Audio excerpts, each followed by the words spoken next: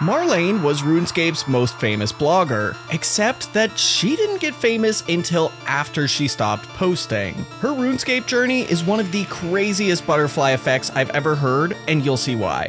Marlaine's story actually begins at one of her most tragic moments. Back in the late 90s and early 2000s, she owned her own shop that she called Marlaine's Miscellanea. There, she would tackle just about any creative project you could think of. She reupholstered furniture, refinished antiques, made custom jewelry boxes, and even painted custom murals in her customers' homes. She also loved to write science fiction stories, some of which were good enough to be published in her city's newspaper and magazines. It was the perfect career for her, and she absolutely loved it. However, sometime in about 2003, she injured her leg. Although Marlaine never publicly discussed what the injury was, it was bad enough that she had to close her shop and stop almost everything she used to do. She decided that she would take up writing full-time, as she enjoyed it and she could do it from home easily. During a writing session, she was having trouble coming up with dialogue for some characters, and went on the internet looking for inspiration. Somehow she managed to come across what was then RuneScape Classic, and was instantly hooked. With not much else to do but write, she quickly began sinking hours into the game every day. Little did she know, it would soon take her on one of the craziest adventures of her life. Now, not long after the game would transition from RuneScape Classic to RuneScape 2, she would take a trip to Varrock to purchase some U-Logs. She found a player named Prime Falcon, who agreed to sell her some, but there was a bit of a mix-up. Someone else looking for U-Logs traded him at the same time, and Prime accidentally sold them to him. Marlaine wasn't happy with this at all, but Prime quickly apologized and offered to go cut her some more right away. Before she could tell him it was okay, he was already running back to some yew trees. Marlaine was amazed at how polite he was. The average player wouldn't care who bought the logs as long as they got paid. So Marlaine decided to show him her favorite training spot, and from there, their friendship was born. Luckily for them, Marlaine needed U-Logs that day, and Prime just so happened to be selling them. Marlaine wasn't some kind of U-Log collector or item flipper, and Prime wasn't someone who would spend all day woodcutting and selling logs. They just so happened to have exactly what each other needed at the right place at the right time. Over the next few months, they became very close and eventually began dating over the internet. Prime lived in Australia while Marlaine lived in Wisconsin, so the likelihood of anything coming from this besides an eventual breakup was slim.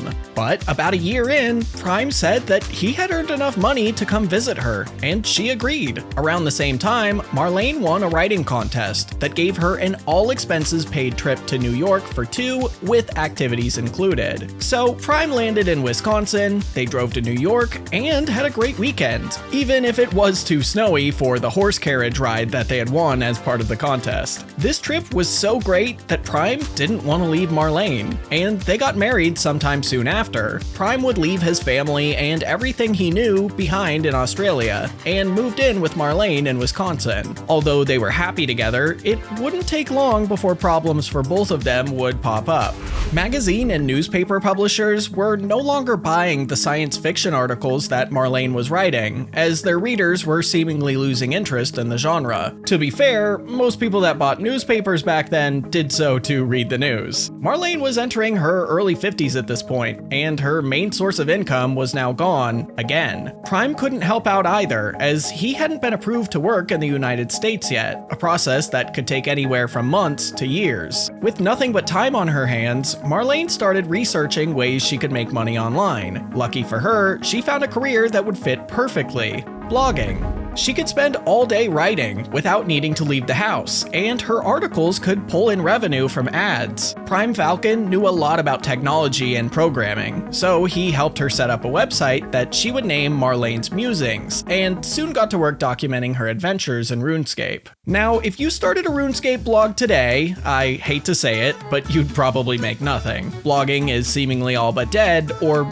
will be pretty soon. But back in 2007, when she started, it was perfect. perfect. Things like the RuneScape wiki and RuneScape YouTube tutorials didn't exist yet. Well, some did, but they weren't very good. So if you wanted to learn about something in RuneScape, you were either heading to a fan site, forum, or a blog. Discussing her character's progress and giving her thoughts on recent updates actually made some money, but as you might imagine, a RuneScape blog isn't necessarily the road to riches. So Marlaine started looking for more ways to make money online. Soon after, she'd come across a website called eHow. Users could write articles teaching others how to do things and receive a split of the ad revenue that the article earned. As you know, Marlaine was a pretty crafty person, and she jumped at the opportunity. She would write articles that ranged from how to get transferred to a real person in customer service to guides on how to play RuneScape. Although eHow didn't pay much, it was a lot more than what she was making before. With so much time on her hands, she could spend all day researching and writing articles, each one increasing her earning potential. Best of all, she could even advertise her articles to her current audience on her RuneScape blog. Marlaine didn't have a massive audience, but she was consistently getting a few comments on almost every blog post. Luckily for her, this strategy worked pretty well, and for the first time in a while, she was making decent money. It was enough for her to even convince Prime Falcon to start an eHow too. I'm not 100% sure how he was able to do this without being approved to work in the United States, but maybe because it's the internet, it doesn't really matter. I don't actually know.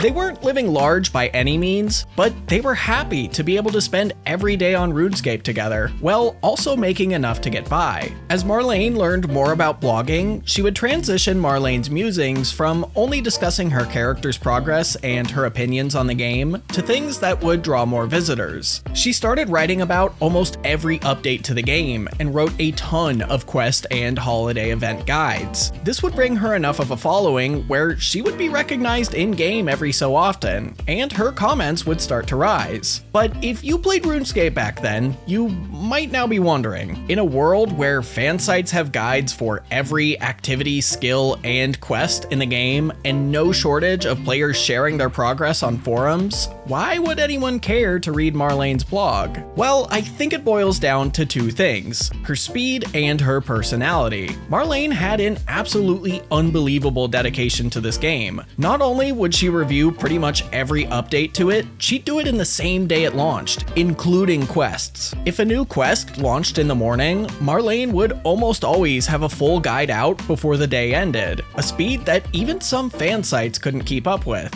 As for her personality, I think this post sums it up pretty well. So you know how a lot of players, myself included, will type smiley faces to show that you're smiling or something was funny? Marlaine didn't believe in doing that. Instead, she would type out the word smiling. She felt the extra effort was much more sincere. Although that may seem silly to some of us, it's really reflective of the kind-hearted nature she had. Marlaine would oftentimes respond to comments made on her blog from players asking for her advice on what to do next on their RuneScape accounts. Marlaine would actually take the time to write out what I'd describe as a full essay on what options they had.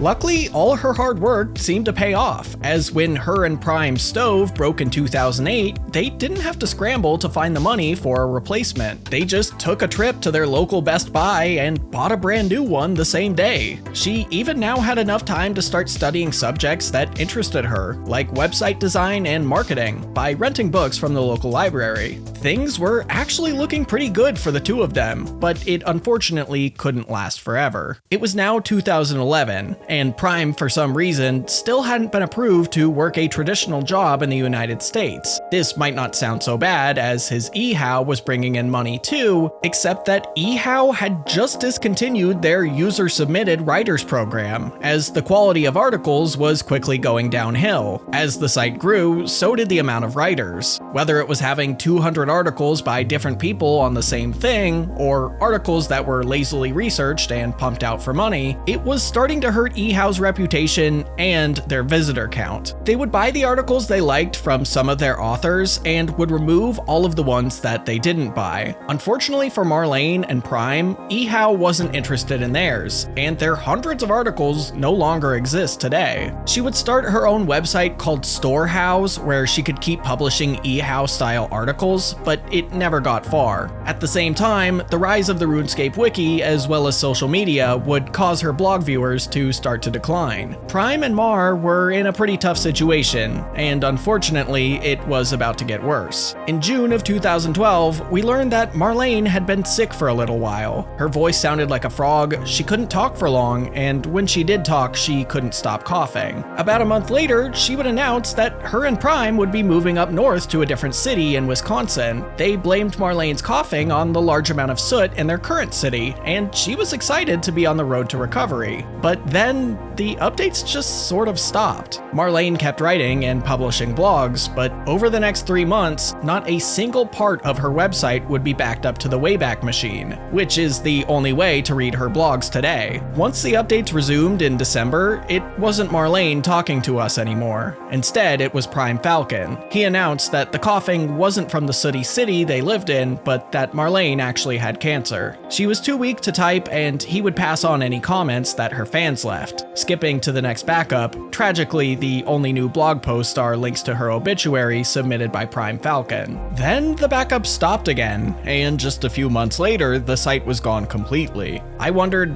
why didn't Prime Falcon keep the website up? Unfortunately, after searching his real name, I came across another obituary. Prime died just a year and 10 days after Marlaine. Now, you might be wondering, why am I telling you this whole story? I know you've come to this channel for weird RuneScape history, and not to feel depressed over people you've never met. Well, let me explain. I first discovered who Marlaine was after watching an old video called 3 Famous RuneScape Players Who Are Dead Now. The 3 were the Old Knight, Fat Wrecked, and Marlaine. Out of the 3, I had never heard of Marlaine, and after reading her blog, it seems most people hadn't either. So I wondered, why is she on this list? She's not famous. But then it clicked for me. Marlaine became famous for being a RuneScape player who died. Plenty of RuneScape players have died, but she's one of the very few that 1, had an audience, and 2, had her death publicly documented online. When this video blew up, it pushed Marlaine's name to heights higher than ever before, but still, nobody really knew who she was. Her story may seem like a tragedy, but I think it's beautiful in a weird way. By chance, she met her soon-to-be husband through RuneScape. By chance, she won that New York City contest where they got to be a real couple for the first time. And by chance, they happened to be compatible enough